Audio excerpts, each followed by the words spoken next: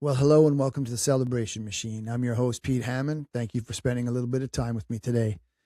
If you've clicked on this video, chances are you're anxious, you're nervous, you're scared, or you're feeling uneasy, and that's okay. So step one, take a breath. All right? In today's video, I'm going to give you the most powerful exercise that I've ever learned in my time on earth when dealing with anxiety and stress and fear. Oftentimes when you're stressed out, sometimes you talk to people or you try and not think about stress and you avoid it, or you avoid those thoughts. And the problem with unexpressed fear is that it will linger inside you and make your life a living hell. Today's video is going to be a simple journaling exercise. Don't need anything fancy, but paper, pen, or even open up a notebook or a file on your computer and just follow along there. It's 10 simple questions.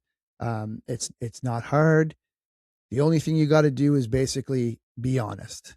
So this isn't about fantasy writing or wishing, things to go away. It's not about ignoring the reality of the situation you're in. It's about being honest and being patient with yourself, and basically about getting stuff out of your head and onto the page. So I will ask the questions.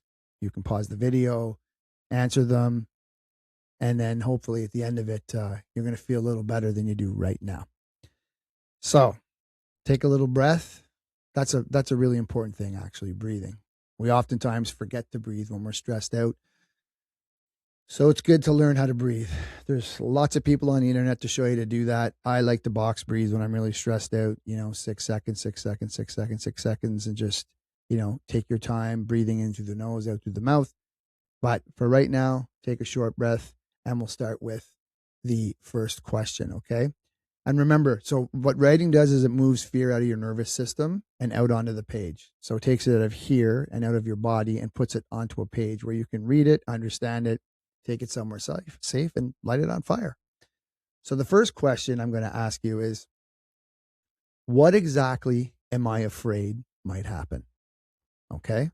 The first question you write is, what exactly am I afraid might happen? So take some time, answer that question, and then come back.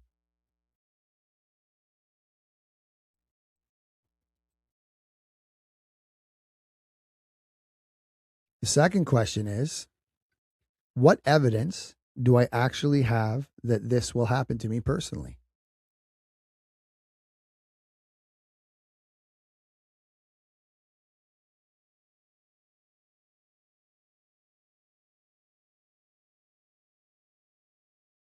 The third question is, what part of this situation is completely out of my control?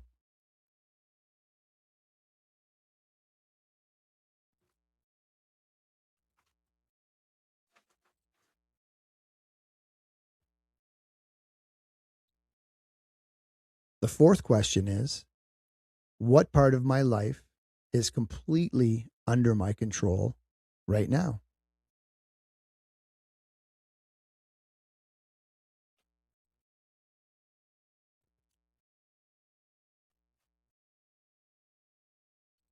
The fifth question is, what would a calm and wise version of me say about this situation?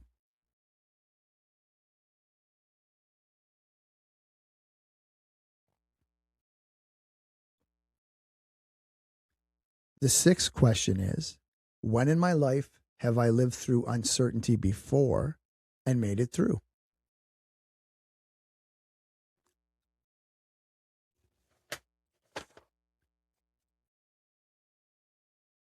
The seventh question is, if the world were truly uncertain, how would I want to live today?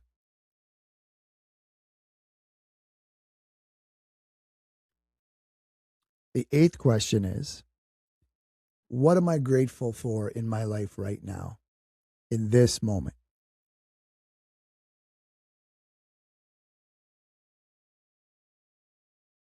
The ninth question is, what kind of human being do I want to be during uncertain times?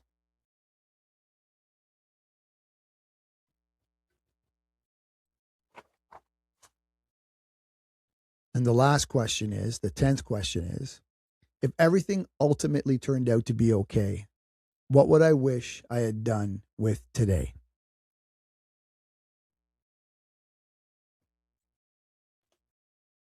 So the cool thing about taking the time to write all this stuff down and get it out of your head is it allows you sort of a chance to sit with it where you feel like you're more in control of it, as opposed to having it in your head and feeling like it's in control of you. My sister introduced me to journaling when I had a nervous breakdown and I had crazy anxiety, and I could not, I was obsessing about it and panic attacks, and it was awful. And my sister basically handed me a piece of paper with a really crudely body drawn on it. And she said, show me where those crazy feelings are. And so drew a bunch of scriggly stuff where the head is, and down in the heart area, and down in the stomach area. And I said, it's all these places. And she said, okay, well, what thoughts are happening in those places when you focus on them? So I just started writing and writing and writing and writing. And the more I wrote, the more, I didn't feel 100% better, but it definitely helped. So these questions are great, and you can make up your own questions. This is just sort of a guideline for you. But another thing to remember is that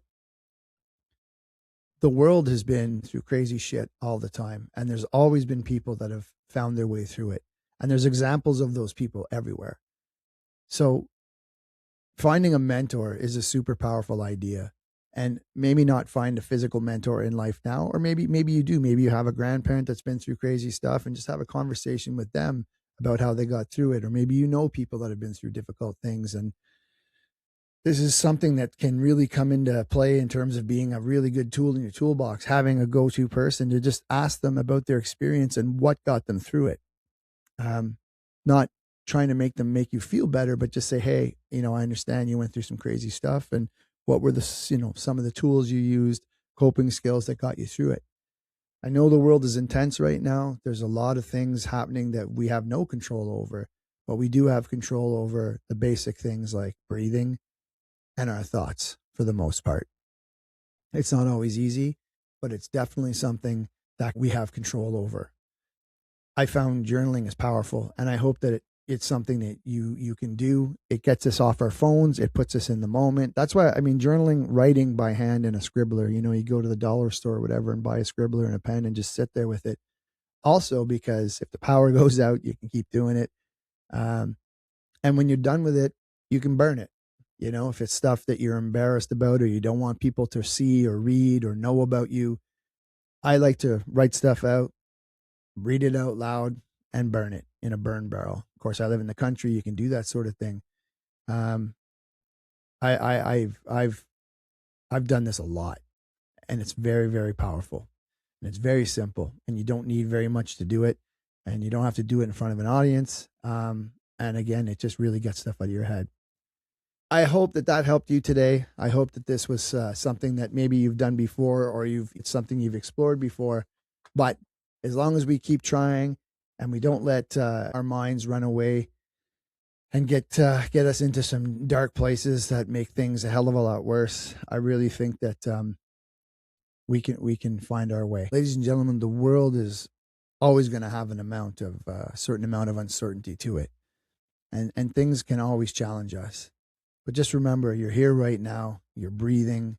You have a chance to think differently, to try new things in terms of coping skills, and to maybe learn something as simple as journaling and to employ it on a day-to-day basis, just to get stuff out of your head and to put all that chaos and anxiety in a place that you control it. Okay. So I hope that works. I hope you get something out of it. My name's Pete.